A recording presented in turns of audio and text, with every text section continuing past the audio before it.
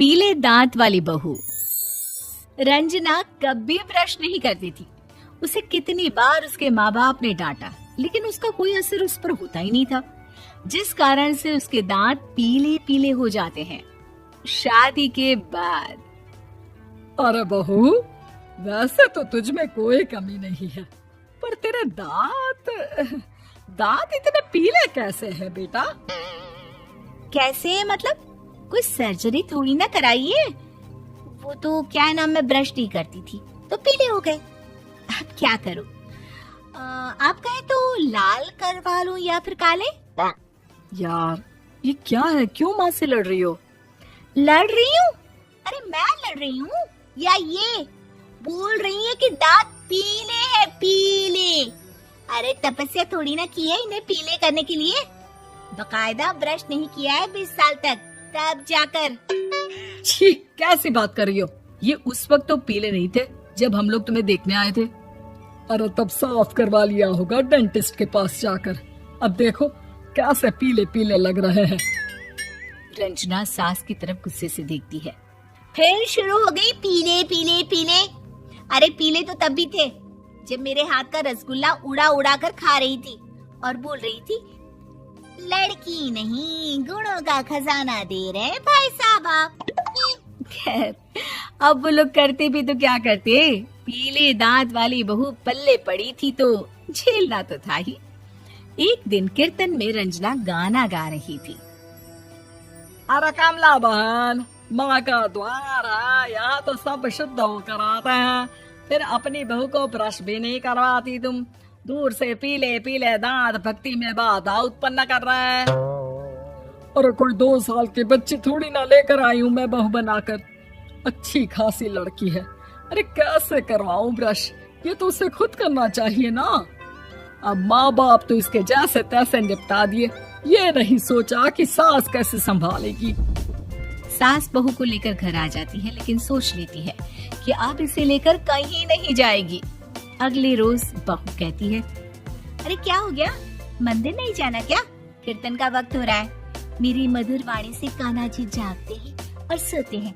आप तो जानती है ना उनकी भक्ति में कितना मन लगता है मेरा। वो क्या है ना, तबीयत ठीक नहीं लग रही है मेरी, आराम करूंगी मैं। तबीयत ठीक नहीं लग रही? अभी तो मिथुन के गाने पर नाच रही थी आप, और अब बोल रही है कि तबीयत ठीक नहीं लग रही। अरे भक्ति में मन लगा लो सासू माँ, ऊपर जाना है, क्या मुंह दिखाओगी आप? हाँ? सास को बहू की बात पर गुस्सा आ जाता है। मैं क्या मुंह दिखाऊंगी, इसकी चिंता तो ना कर, समझी? अपने मुंह की चिंता कर, जो ये पीले पीले दांत लेकर हर जगह पहुंच जाती है। पता है लोग कितना मजाक बनाते हैं। ना जी ना, मैं नहीं जाना कहीं तेरे साथ।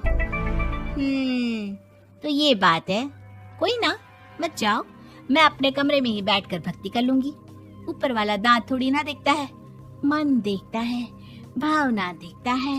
और अरे बस बस, तू सब कुछ दिखा, बस ये सफेद चमकदार दांत ना दिखाना किसी को, है?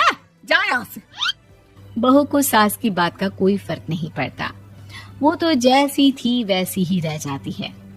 सुबह नहाकर किचन में खाना बनाना, फिर खाना खाना, कीर्तन भजन करना और सो जाना।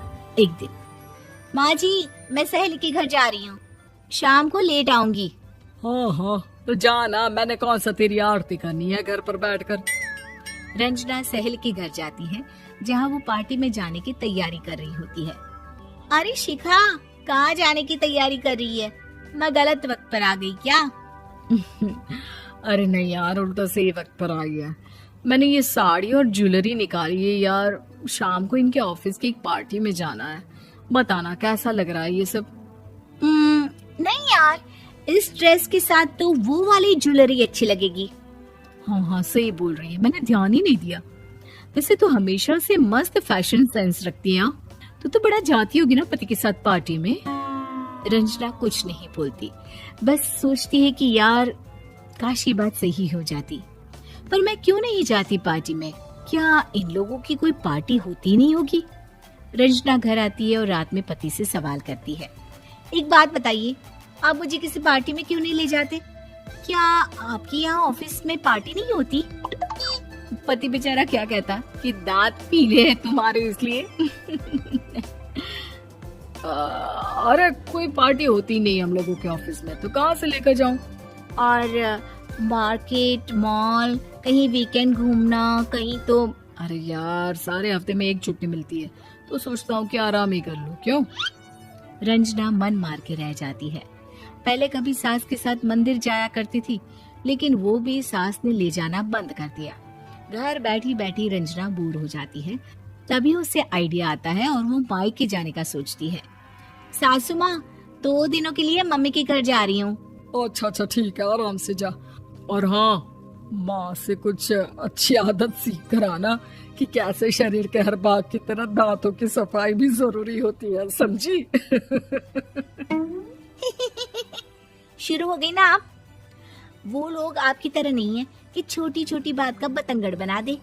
उन लोगों के लिए मैं मायने रखती हूँ, ना कि मेरे पीले पीले दांत। रंजना माँ को बिना बताए उन लोगों को सरप्राइज देती है, लेकिन जैसे ही वो दरवाजे पर पहुंचती है, अंदर देखती है कि घर वाले कहीं जा रहे होते हैं। अब माँ, काश रंजना दीदी के दांतों वाली प्रॉब्लम नहीं होती, तो वो भी हम लोगों के साथ चलती ना बुआ जी की बेटी की शादी में। हाँ बेटा, लेकिन अब उसे कौन समझाए कि उसको उसके पीले दांत नहीं दिखते, लेकिन उसके आसपास के लोगों को कितना एम्बैरेसिंग फील कराते हैं। मुझे तो कितनी बार उसके स्कूल की टीचर ने शिकायत की कि उसके साथ कोई लड़की बैठना भी नहीं चाहती, और ना ही कॉलेज में कोई उससे बात करना चाहता था। लेकिन पता नहीं क्यों उसे ये बात समझ में ही नहीं आती। कोई कमी नहीं है उस लड़की में, बस यही कि दांत पीले हैं। वो तो भला हो जीजा जी और उनकी माँ का, जो दीदी को जैसी है वैसे ही रखा हुआ है। रंजना को अपने घर वालों की बात सुनकर बहुत दुख होता है। वो सोचती है कि वो क्या करे, लेकिन फिर वो सीधा डेंटिस्ट के पास जाती है, अपने दांत चमकाती है और कसम खाती है कि वो रोज ब्रश करेगी। अरे क्या हो गया? तुम तो 2 दिनों के लिए गई थी ना, पर कोई ना, अच्छा है, चलो आ गई तो। रंजना सास के सामने आकर खड़ी हो जाती है और पूरी स्माइल करती है, उसके चमकदार दांतों को दिखाती हुई। हाँ? चले मंदिर।